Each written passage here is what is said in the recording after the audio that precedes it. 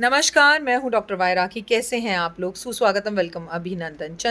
चंदा यानी कि चंद्रमा के दर्शन में अभी कुछ समय है, आज है करवा चौथ। तो मैंने सोचा खाली बैठे-बैठे कल की कहानी क्यों ना शूट कर दूँ, क्योंकि कल सुबह उठते ही आपको ये कहानी बताऊँगी। ये कहानी मुझे मेरे एक पड़ोसी ने भेजी है और ये कहानी मैंने आज तक जितनी भी कहानियाँ आपको सुनाई हैं, जितनी भी कहानियाँ सुनाई हैं, मैं आपको रिटर्न में देती हूँ कि ये मेरी सबसे बेस्ट कहानी है।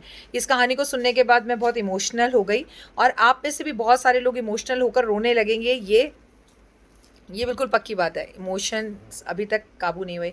मैंने अपनी ज़िंदगी में इससे अच्छी कहानी कभी नहीं सुनाई आपको, कभी नहीं सुनाई। आई होप सो कि जिस तरह से मैंने इस कहानी को पढ़ा है उतनी शिद्दत से मैं आप इसे सुना सकूँ। मेरे को पता है आप ऑफ़िस जा रहे होंगे, काम पर होंगे, किसी मीटिंग में जा रहे होंगे, लेकिन प्लीज़ अगर आपके पास 1 मिनट का टाइम है तो 5 मिनट निकाल कर ये कहानी अंत तक ज़रूर सुनिएगा। शायद शुरू में आपको बोरिंग लगे।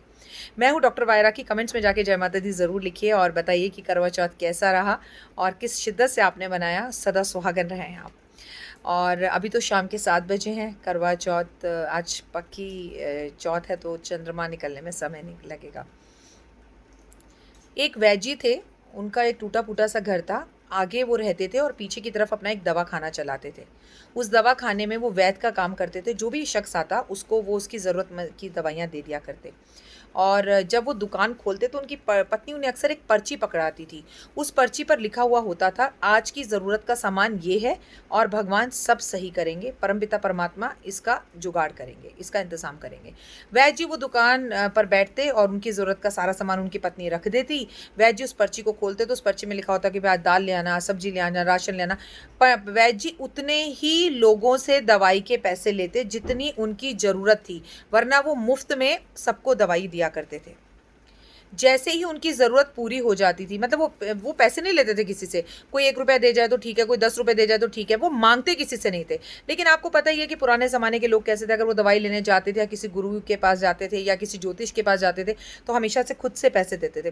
तो वैद्य जी जब देखते थे कि इतने पैसे मेरे गल्ले में इकट्ठे हो गए हैं, जितना मेरी बीवी ने सामान बोला है, उसके बाद ना वो किसी भी जो ग्राहक आता था, फिर वो चाहे करोड़पति क्यों ना हो, वो उसको कहते थे आज की ज़रूरत पूरी हो गई है और मैं अब आपसे पैसे नहीं लूँगा, चाहे आपके पास कितना भी पैसा हो। वो फिर फ्री में ही दवाई देते थे, मतलब अगर कोई रखना भी चाहे उनके गले में तो नहीं रखने देता था।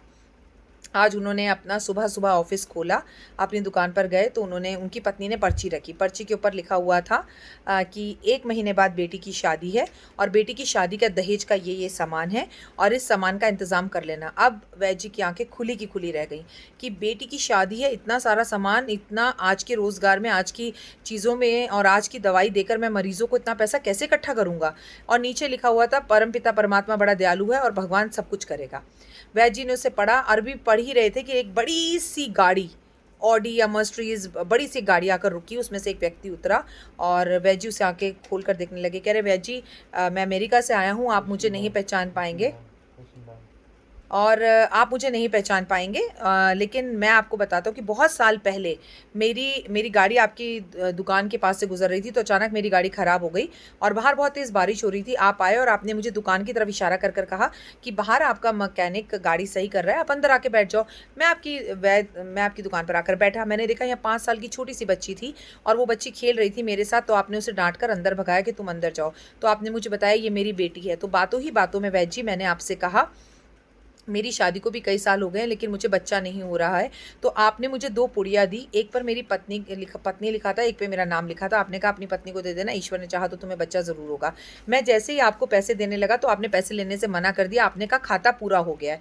मैं इस बात का मतलब नहीं समझा। तो वहाँ एक व्यक्ति बैठा था, उसने बोला कि इनकी पत्नी रोज़ इन्हें लिख कर देती है कि क्या-क्या सामान चाहिए। आज के सामान और ज़रूरतों का पैसा इकट्ठा हो चुका है, इसके बाद चाहे कोई भी आ जाए, वैद्य जी पैसे नहीं लेते। मैं हैरान था, आपकी उदारता को देखकर मुझे अपने ऊपर भी शर्म आ रही थी। मैंने वो पुड़िया ले जाकर अपनी बीवी को दी और अपनी बीवी को आपके बारे में सब कुछ बताया, तो मेरी बीवी ने छूटते ही कहा कि वो शख्स नहीं, वो महान है, वो भगवान है साक्षात और इस पुड़िया को खाने से हमें बच्चा ज़रूर होगा। आपकी कृपा से हमें बच्चा हुआ और हमें जुड़वा बच्चे हुए और मेरे 2 बच्चे हैं, लेकिन कारोबार और व्यापार में अमेरिका में मैं इतना व्यस्त हो गया कि मैं आपके पास कभी नहीं आ पाया। मैं आज काफ़ी साल बाद इंडिया वापस आया हूँ, क्योंकि मेरी एक विधवा बहन यहाँ पर रहती है और उसकी एक बेटी है। उसकी शादी की ज़िम्मेदारी मेरी है। लेकिन जब भी मेरी बहन मुझसे कहती थी कि भाई आ और इसकी शादी कर दे, और वो मुझे हमेशा कहती थी कि इसके लिए सामान खरीद ले, तो मुझे अचानक से आपकी बेटी का चेहरा याद आता था जो 5 साल की है। तो मैंने हमेशा जो भी शादी का सामान खरीदा ना, वो 2-2 खरीदा। मुझे पता है आप बहुत स्वाभिमानी व्यक्ति हैं, आप शायद ये सामान मुझसे ना लें, लेकिन मेरी पूरी गाड़ी सामान से भरी हुई है दहेज से। आपकी बेटी को देने के लिए आपकी बेटी के सामान को लेकर आया हूँ। ये सुनकर वैद्य जी की आँखों में आँसू आ गए और उन्होंने अपनी बीवी की पर्ची उस व्यक्ति को दी और बोला इसे पढ़ो। उन्होंने पढ़ा तो वो हैरान थे। पर्ची में लिखा था कि 1 महीने बाद बेटी की शादी और दहेज का ये सामान चाहिए। अब वैद्य जी मुस्कुराकर बोले, लगता है भगवान को पहले से ही पता होता है मुझे क्या-क्या चाहिए, या फिर शायद मेरी पत्नी को पता होता है कि मेरी पत्नी को क्या चाहिए वो भगवान जानता है। भगवान बड़ा दयालु है, परमपिता है। भगवान ने मेरी आज इज़्ज़त रख ली। और उस व्यक्ति ने गाड़ी से सारा सामान उतार कर और कुछ नकदी आप वैद्य जी को दे दिया और उनकी बेटी की शादी बहुत अच्छे से हुई। इस कहानी से आप क्या सीखे? पहली बात तो जब उसकी बीवी ने दवाई ली, तो सिर्फ़ वो दवाई ही थी। उसकी पत्नी ने दवाई के अंदर विश्वास की जड़ी-बूटी डाल दी कि इस दवाई को खाने से हमें बच्चा ज़रूर होगा। एक नहीं, जुड़वा बच्चे हुए। अगर आप भी किसी एस्ट्रोलॉजर की कोई भी रेमेडी करते हैं, तो आप यकीन मानिए उसमें अपनी विश्वास की जड़ी-बूटी डाल दीजिए। खाना खाते वक़्त भगवान का आभार प्रकट करिए, सुबह उसका धन्यवाद करिए, शुक्राना करिए, शुक्राना करिए, शुक्राना करिए। वो किस रूप में कब चलकर आ जाता है। क्या आपकी 3 बेटियाँ हैं? क्या आपकी 4 बेटियाँ हैं? आपको भी शादी की चिंता है? चिंता मत करिए, अमेरिका से भगवान चलकर आपके घर आएँगे।